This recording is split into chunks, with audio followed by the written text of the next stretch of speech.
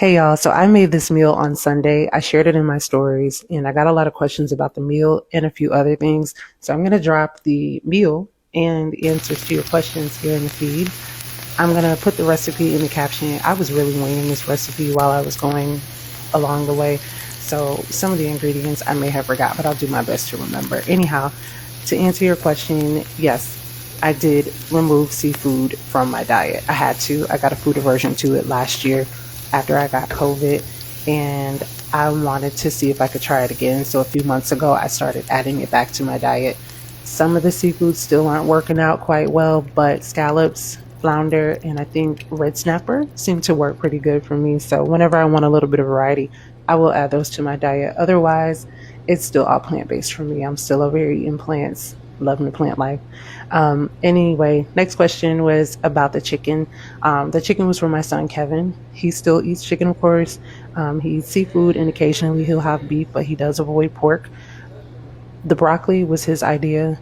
I'm not a fan of broccoli, but I will eat it. I would have preferred a salad, but I try to cook what he likes, especially when it comes to vegetables, because I want him to eat more fruits and more vegetables. And this is one way to do it. I'm keeping it simple, not forcing the issue. As long as he's getting it in, that's what matters most. And I like cooking meals like this because it's really simple to just make the same meal and then swap out the proteins, because I don't have time these days to be in the kitchen cooking two full-blown meals.